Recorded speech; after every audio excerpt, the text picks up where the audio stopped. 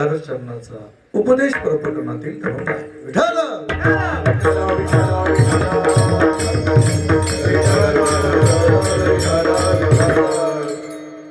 श्रीमंत तुकोबराय यांच्या यावत जनजीवाकडे त्यांनी पाहिलं आणि त्यांनी आपल्याला सांगितलं, काय सांगितलं की बाबांनो, तुम्ही रंगून जा, पण कशामध्ये रंगा?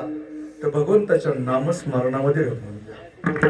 दुसरीकडे जे तुम्ही रंगून जाता, जे नश्वर आहे ते आपल्या बरोबर काहीच येणार नाही, त्याच्यामध्ये तुम्ही रंगून जाता.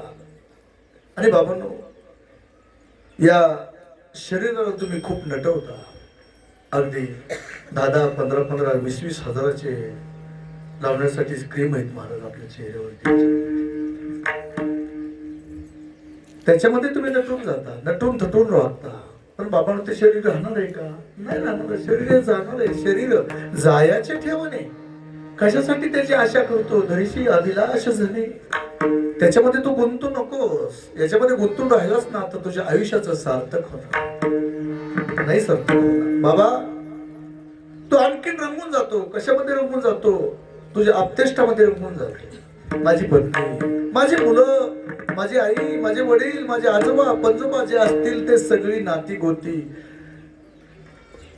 पण याच्यामध्ये रंगून जायचं का?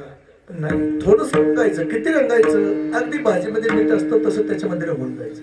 पण जास्त त्याच्यामध्ये रंगून जायचं का? नाही. का? तर ते आपलं नाही ना. हे आपलं आहे का? कधीतरी थांबा का? हे आपलं आहे का? नाही. का नाही? नव्हे तुझा हा परिवार.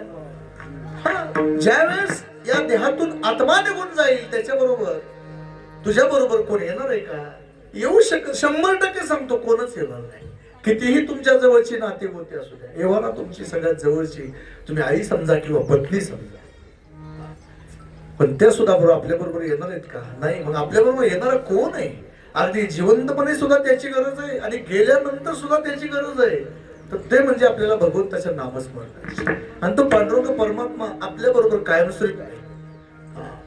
पण त्याच्यासाठी देह नव्हे मी हे सरे. काय सांगितलं? देह नव्हे मी हे सरे, उरला उरे फक्त विठ्ठल. फोन बंद करा, आता सायलेंट फोन करा. आता सगळ्याचे फोन घेऊन काय मी सायलेंट करू शकत नाही. आपापले फोन करा, सायलेंट करा. म्हणजे अगदी एकच बरोबर, जास्त वेळ नाही. अंतकाळीचा सोयरा. सोयरा म्हणजे पाहुणा. आपला जवळचा, सगळ्यात जवळचा पाहुणा कोण असेल तर तो फक्त एकच आहे, पांडुरंग परमात्मा. आज आता ताबडतोब आपल्या जवळ आहे तो पांडुरंग परमात्मा. आणि आपण गेल्यानंतर सुद्धा तो आपल्या बरोबर आहे. तेच नामस्मरण फक्त आपल्या बरोबर येणार आहे. बघा, तुमच्या शरीरावरती कितीही दागदागिने असू द्या आणि मूर्ती माळ असू द्या, दागदागिने काढून घेतात का माळ काढून घेतात? दागदागिने सगळे हिसकून ओरडून एखाद्याच्या कानात नाही घालतं, कान तोडून काढते. शेवट वेळ चालते. आता काय गेले म्हणायचं काय? आता कान राहिला काय, नाही राहिला काय? आता कान हिसकून कानातलं काढून घेते. यमाची यादी बांधून यादी. आणि पुढे सांगितलं भूषणही घेती काढून. पण माळ तुमची कोण काढतं का? नाही काढ. तुम्हाला खोटं सांगत नाही. रस्त्यावरती बंद चालू होते असं नाही व्हायला पाहिजे. शूटिंग चालू आहे आपलं. रस्त्यावरती एखादा अपघात व्हावा आणि एखादी व्यक्ती पाणी पाणी पाणी असं ओरडत असते, अगदी त्याचा शेवट आलेला असतो आणि जाणारी व्यक्ती जवळ बरोबर असते ना, एखादी बघते आणि ती ओळखते आता ही कदाचित जाण्याच्या मार्गावर. त्याला गाडीत पाण्याची बाटली असते, पण ती पाण्याची बाटली घेऊन देत नाही का? यदा कदाचित पोलीस स्टेशन येथील गाव जमा होईल तोपर्यंत त्याच्या खिशातलं काय, हातातलं काय, कानातलं काय ती काढून घे. पाण्याचं बघून मेल्यावर बाजू नाही तर नका का पाजायचं. पण त्याच्या गळ्यात माळ असेल तर ती कधीच काढून घेणार नाही, काढून घेणार. तसं त्याची चोरी होत नाही, ह्याची सगळ्याची चोरी होते. तुमच्या शरीरावरती दागदागिने असू द्या, त्याची चोरी होईल, पण हरिनामाची कधी चोरी झाली का? शरीर आटे, संपत्ती आटे, परंतु पुढे सांगितलं हरिनाम नाटे. ते नाही आणि ते बरवे का? दादा बरोबर आहे ना? इथं बोलायचं पाहुणीय ग्रंथ करावे कीर्तन. आणि तेव्हा आले जाण फळ त्याचे, नाही तरी वाया केली तोंडपिटी. आपल्या पारावरच्या गप्पा असतात महाराज, ह्याचं काय झालं त्याचं काय झालं, कोणाचं काय झालं तरी तुला काय करायचं, तुझं काय करतोय तू बघ ना पहिले. आपल्यापासून सुरुवात करा. आपण काय करतोय, आपलं कुठं चुकतंय. तुम्ही दुसऱ्याची चुका कशाला काढता, आपल्या चुका काढा ना. आपलं आयुष्य काय काय जवळचं आयुष्य दुसऱ्याच्या चुका काढण्यावरच गेलं, पण त्याच्यात काय बदल झाला. काय दादा चाल म्हणले आणि त्यातनं फक्त एखादं कुठं तरी चुकवलं त्यांनी. अरे एवढा मोठा शर्ट चांगला घातलाय पण त्याच्यावरती डाग कुठं पडला एवढीच लोक बघतात. एवढी सुंदर चाल म्हणले त्याचं कोणाला काय वाटणार नाही, पण थोडं कुठे एखादा ताण जावं किंवा एक कुठं तर थोडंसं चुकावं. पण तुमच्यामध्ये काय बदल, तुम्हाला काय येतं, आम्हाला आम्ही त्यात नाहीच हो. आणि नाही तर कशाला बोलतो मग. आता जीवाचं रान करून पकवाज वाजवतो, इतका वाजवतो की तुम्ही त्याच्या जवळ जाऊन त्या पाठीवर हात फिरवा, हात तुमचा वला होणार का. इथून शेंडीपासून घाम निघतो ती माकड हाडात मागे पडतोय, त्याला घाम पुसायला सुद्धा वेळ नसतो. त्याला भाजी ना आमटी, 72 आमटी खायला सांगितली ती म्हणते मला नका वाढू का. अरे बोटच राहिलेत कुठं ती खायला. उजव्या हाताने अख्खं जेवण करायचं, डाव्या हाताने कुठं भात खाऊन चालेल का. तरी शेपूट गेलं, दोन्ही बी हात बाद झाले, ते कुठल्या हाताने खातो, कुठल्याच हाताने खाता येत. मग एवढा 8 तास काय सहज होतो का. आजी टाळकरी इथं उभा आहे, आज यांचं वय किती, या बाबांचं वय. आता मी 4 वाजेपर्यंत कीर्तन करू द्या तरी बसतील का बघा ते खाली. ही ताकद आहे परमार्थाची. आणि सगळ्यात मोठं धन आहे ते. तुम्ही ह्या धनाच्या पाठीमागे लागू नका. दुसरं धन म्हणजे जाणार धन आहे. ते कोणीतरी हिसकून घेणार आहे, कोणतरी चोरी करणार आहे, पण एकच धन सगळ्यात मोठं, परमार्थ महाधन जोडी देवाचे चरण.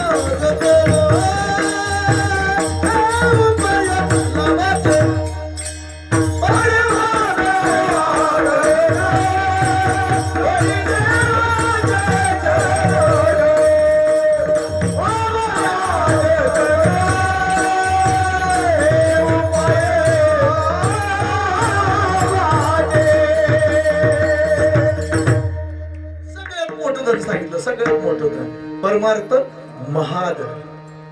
आणि तो परमार्थ केल्यानंतर घडेल काय, तर जोडी देवाचे चरण. व्हावया जतन हे उपाय लाभाचे. अरे आपला लाभ आहे, तो लाभ तो कोणता आहे, परमात्मा मिळवणं हा लाभ आहे. या संसारामध्ये तुम्ही आयुष्यात किती धन कमवलं काही उपयोग नाही. कमवायचा आहे तर तो देव कमा. आणि ज्या सुखासाठी तुम्ही अपेक्षा करताय, पण आयुष्य गेलं तुमचं सुखासाठी अपेक्षा करण्यावर, पण सुख तुमच्या पदरात पडलं का. सर्व सुखाची आशा जन्म गेला, नाही गेला.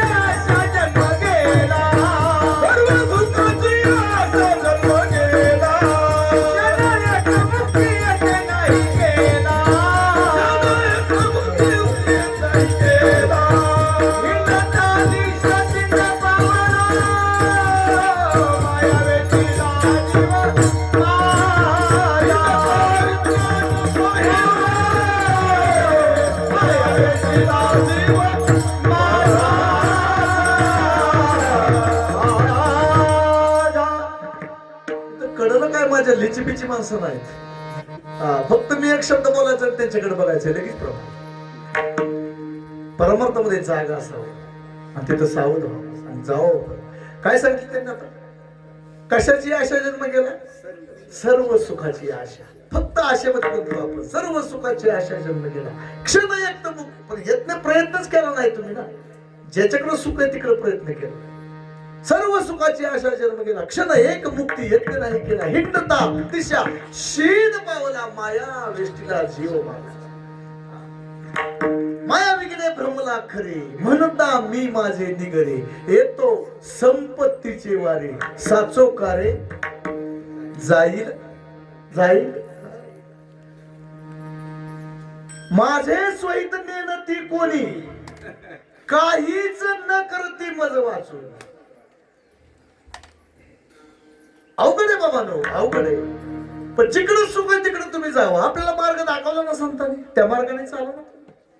पण नाही ना, आपण तिकडे जातच नाही, आपण दुसरीकडे जातो. नका जाऊ आडराणे, नका जाऊ आडराणे, नका जाऊ आडराणे, नका जाऊ आडराणे, नका जाऊ आडराणे, नका जाऊ आडराणे, नका जाऊ आडराणे, नका जाऊ आडराणे.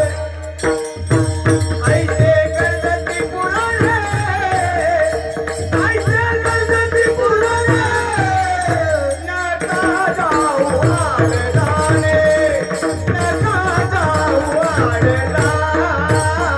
ऐसे गणपती पुराणे, ऐसे गणपती पुराणे, नका जाऊ आडराणे, नका जाऊ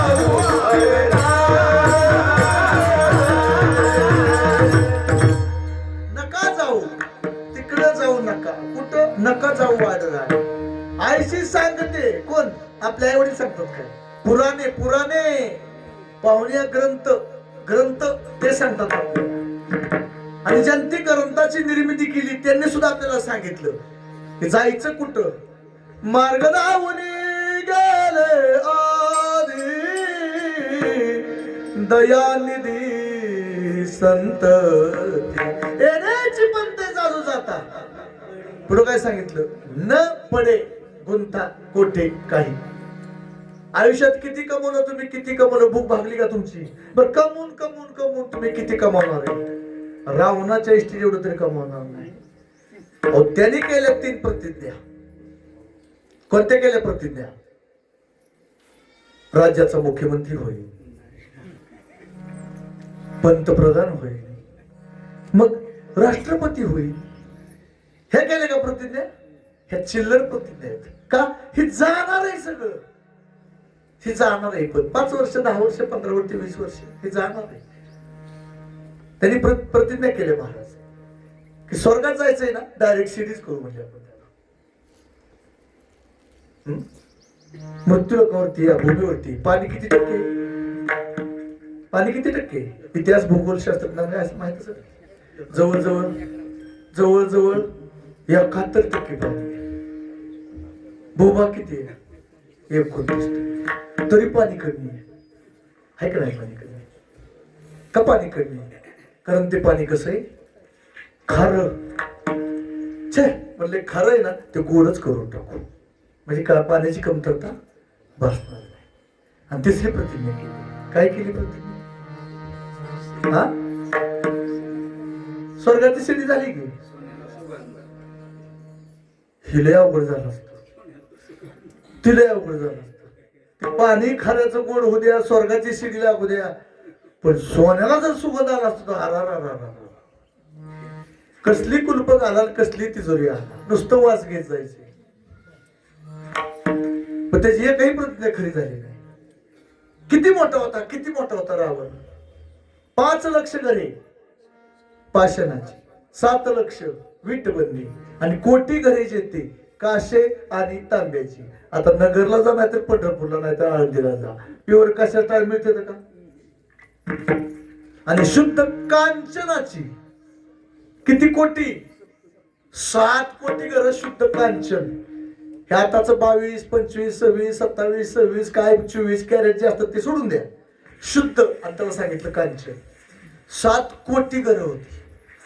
पण सांगा ते कवडी पण आणखीन ताकद काय अहो जे देव आहेत ना देव ते त्यांनी बंदी खाली घातले होते तो का म्हणे ज्याचे देव बांधवडी तो का म्हणे ज्याचे देव बांधवडी सांगा ते कवडी गेले 33 कोटी देवानं बांधून ठेवलं होतं बांधून कोण झाडलोट करतंय कोण काय करतंय कोण काय करतंय म्हणजे तुमच्या प्रारंभात आहे नशिबात आहे ते चुकणारच नाही अशी लिहिणारी सटवी ती हातपाय दाबाय होती तिथं एकदा सटवी सहज अशी बाहेर गेली ह्याला जागा आली आणि परत सटवी मागाली सांग म्हणला तू कुठे गेलती कुठे गेलती मला काय माहिती काय तुला एकट्याला काय माहिती पण काय काम करायला गेलती म्हणजे कालच एक 5-6 दिवसापूर्वी 4 दिवसापूर्वी पूर्व जन्माला आल्या मग सटवी किती दिवशी काढली ती तुम्हाला माहित असेल 2-4 महिन्यांनी मग कधी 5व्या कुणी बघितले दिसली का सटवी तुम्हाला आतापर्यंत बघत असलं चित्र काढायचं काय बरंच काय काय असतं ते बघितलंय मी सुद्धा कपाळावर सटविली म्हणले मी भविष्य लिहायला गेलते बरोबर चालतंय माझं काय भविष्य आहे तुम्ही विचारणार मी बी सांगू नाही आता बऱ्याच वेळा विचारल्यावर ती सांगितलं तिने आणि परत ती नाही सांगत ते त्याचं भविष्य नाही सांगत त्याच्या पुरीचं भविष्य सांगतो मला मला जावाय कोण मिळेल काय नाही म्हणलं तिचं आठवण करतं ती जावाय म्हणजे हा जावाय ही जाव आठवण कर हो म्हणले तू लिहिलंय का तसं हो लिहिलंय आणि तसंच घडणार का तसंच घडणार लगेच बोलवलं सगळ्यांना जा म्हणले त्या झाडूट करणार आहे का त्याला उचल म्हणले समुद्रात टाकून द्या मारून टाका त्याला मारून टाका बर वा हळूच वाजते सांगितलं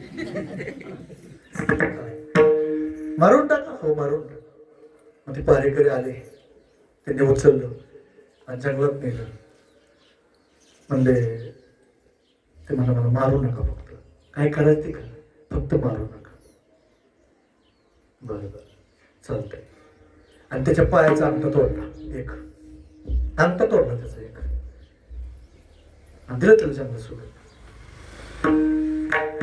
मेलं म्हणले आता का ते जंगलात राहत नाही हत्ती तर ते सिंह खाऊन टाकणार आले बा रावणाने विचारलं सोडलं का त्याला तिकडं हो सोडून दिलं हो नाही म्हणला तुम्ही लबाडी केली हो मला कळलं म्हणलं अंतर्ज्ञानाने त्याला घेऊन या म्हणला परत आणलं बाहेर मग याला पेटीत टाकलं आणि काही काही गोष्टी तुम्हाला आम्हाला थोडंसं अतिशयोक्तीपणाने सांगावं लागतं की तुम्हाला खरं वाटावं आणि तो अतिशयोक्ती अलंकार वापरण्याची मुभा आहे कीर्तन करायला काही गोष्टी पटवून सांगण्यासाठी आपल्या ढोक महाराजांच्या कीर्तनात तुम्ही ऐकलं असेल पुतना राक्षस केवढी होती ती आता का ढोक महाराज बघायला होतं का मग त्यांनी सांगितलं हितनं परभणीपर्यंत होती आणि परत सांगितलं की अतिशयोक्ती अलंकार का मोठी होती शरीराने एवढं सांगायचं होतं त्याला पेटीत टाकलं म्हणले समुद्रात नेऊन टाका आता तर म्हणले मरण का नाही हो म्हणजे बरं मग त्याला पेटीत टाकले पेटीत नेलं त्याला समुद्रात टाकून दिलं आणि माघारी आली तेवढ्यात एक मोठा देवमासा आला देवमासा केवढा असतो 10-12 किलोचा त्याला जेसीबीने बी हलवा येत नाही इतकाच मोठा असतो आणि त्याने ती पेटी बघितली आणि त्याला वाटलं काहीतरी माझं खाते दशरथाचे लग्न बी तसंच झालं होतं बरोबर आहे ना ते बी लग्न बी कॅन्सल केलं होतं या रावणानेच केलं होतं कसं होतं लग्न बघू पेटीत टाकलं त्या कौशल्यामध्ये काय ते सगळं बघूया आता सगळं सांगूया काय मला यायचं नाही पण तिथे ते आता काय सांगायचं पुढचं येतच ध्यानात तर काय करायचं त्या माशाने उचलून त्या कडेला नेऊन टाकलं का आता आपलं खाते परत येऊन खाऊ आणि दुसरं एक जर आलं त्याला ती वाचवलं की त्याला आणि झाली परत रावणाच्या आणि मग सटलं बोललं इकडे म्हणजे सगळे काय झालं तुझं खोटं ठरलं खोटं ठरलं त्या पोराबरोबर म्हणलं लग्नच लागलं नाही माझं लागलं नाही लागलं लग्न केलं तर कसं केलं लग्न ती जाऊ द्या ती सांगत नाही पण लग्न झालं आणि लग्न झालं तर मग त्यावेळेस ती म्हणली कधीच खोटं ठरणार नाही कधीच खोटं ठरणार नाही मग त्या मारेकऱ्यांना बोलवलं म्हणले चला तुम्ही मारलं त्याला समुद्रात टाकून दिला मेला तो हो मेला पण त्याला खुनबिन काय होती का? हुकले आम्ही पायाचा अंगठा तोडला होता म्हणजे त्याचा. काय तोडला होता? पायाचा अंगठा. काढले म्हणले बूट. आता ते बूट घालायची पद्धत आहे ना लग्नात, बूट घालून देवळात. मारुतीला पाय पडायचा काय उपकारच करता देवाला जातात, बुटा सकट देवाकडे जातात. पण असू त्याचा आता काय विलाज नाही. आणि मग त्याला बूट काढायला लावला. बघतात तर खरंच पायाचा अंगठा. का? अरे सटवीने लिहिलेले ते कधीच चुकणार नाही. ते कधीच चुकणार नाही. तुमच्या आयुष्यामध्ये जे काही घडणार आहे ना ते घडणारच, आणि ते तुम्हाला भोगावं लागणारच. तुम्ही 1 किलोचे टाळ अर्धा किलो नाही पावशेरा वाहना तरी तुमच्या आयुष्यात हाय हाय नाही नाहीच असतं. म्हणजे सगळ्याच्या नाही, ज्याच्या प्रारब्धात ते असेल ते, पण ते भोगावंच लागतं. बघिल्याची भोगतो न सुटते, बघिल्याची भोगतो न सुटते.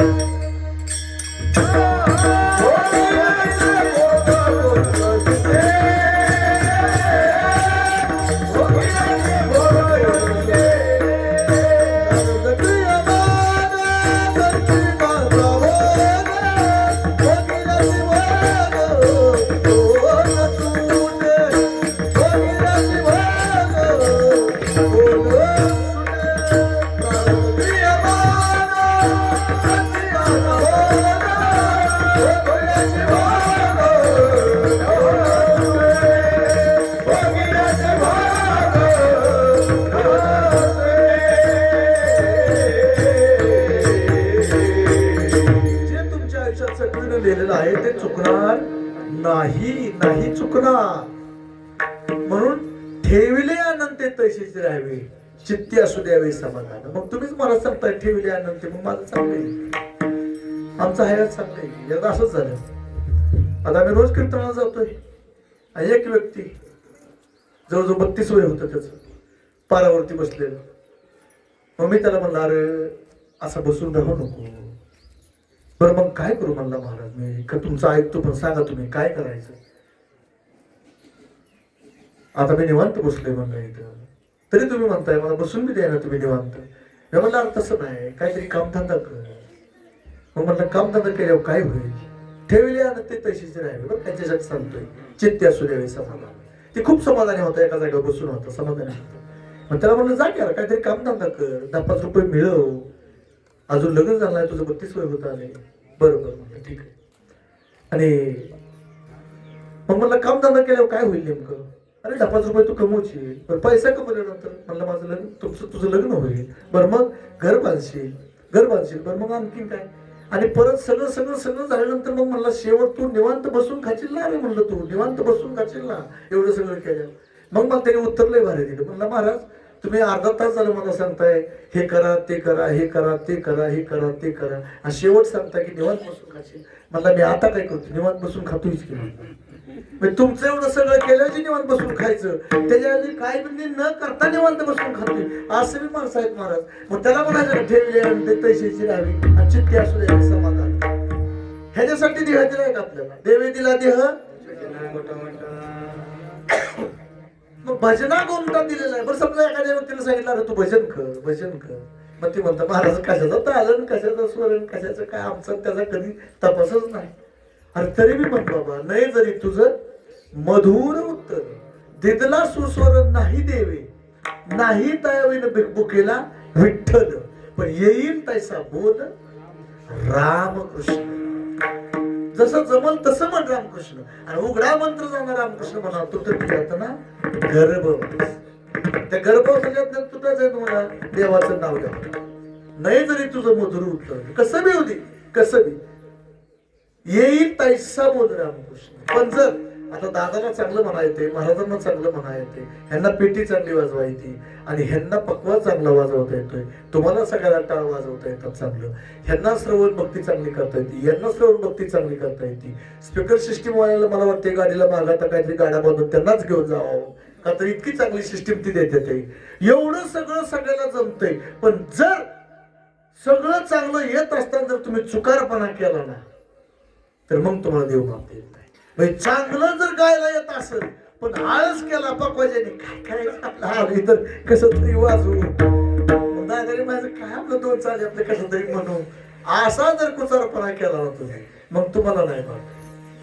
ज्याला चांगलं येतंय ना त्यांनी लावणी मृदंग श्रुती टाळ घोष लावणी मृदंग श्रुती टाळ घोष लावणी मृदंग स्तुती काळ घोष लावणी मृदंग स्तुती काळ घोष देव ब्रह्मरस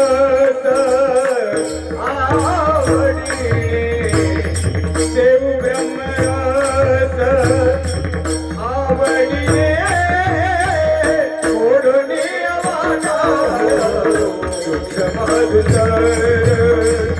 ओढणी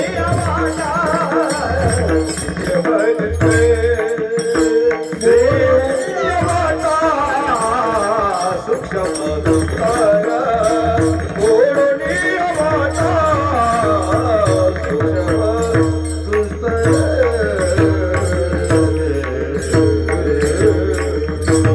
जर चांगलं म्हणता येत असं तर लावणी मृदंग श्रुती टाळ घोष आणि पुढे सांगितलं सेवू ब्रह्मरस आवडीने.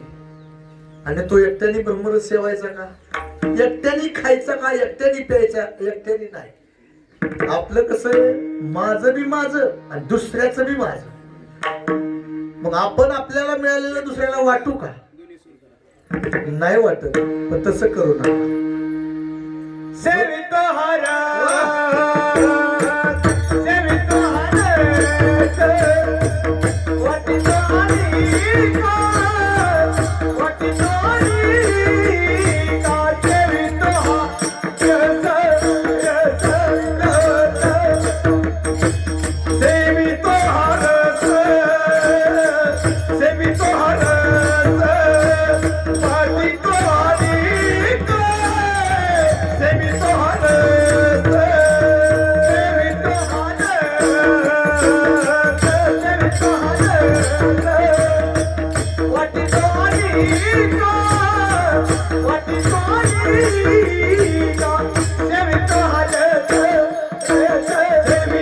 हरस सेवित हरस वाटित हरिका सेवित हरस सेवित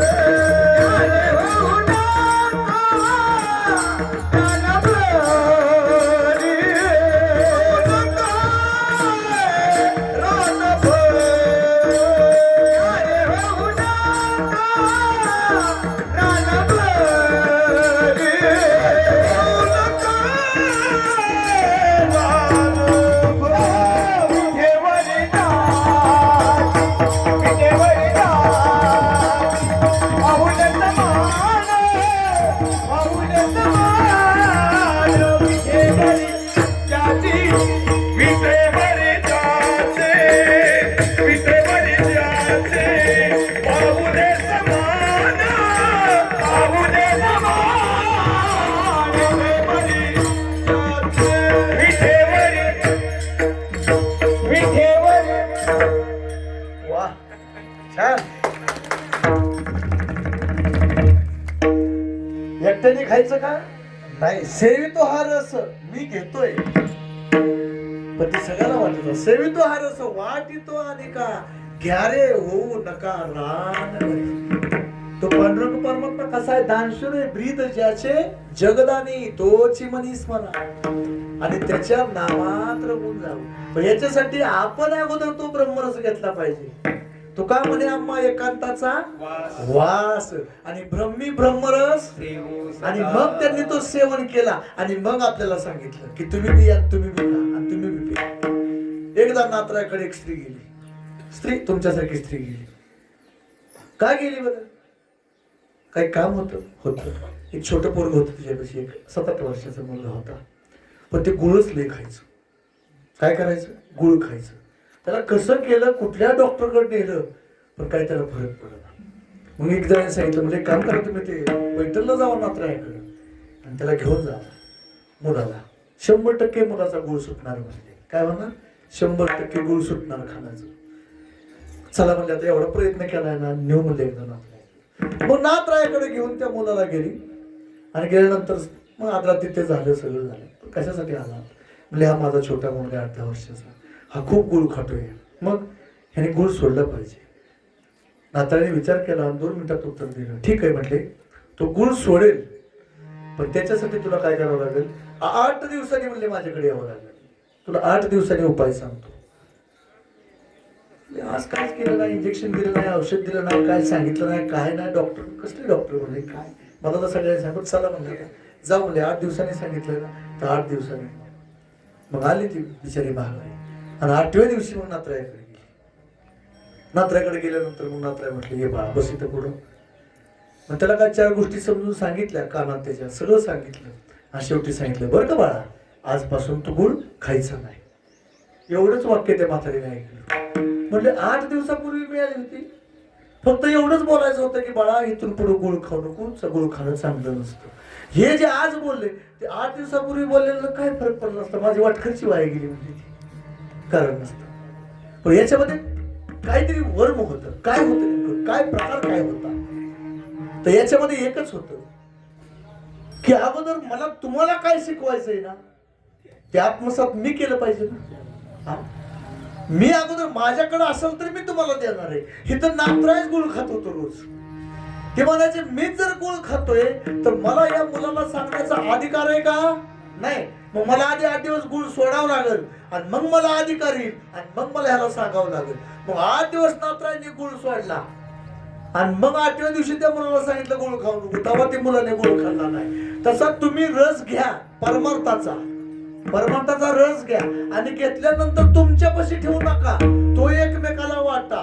का बरं, विहिरीतलं पाणी जर महिनाभर नाहीच काढलं तर त्या पाण्याला काय होतो, वास लागतो, वास येतो. आणि ते जर रोज उपसलं तर आज चांगलं पाणी येतं.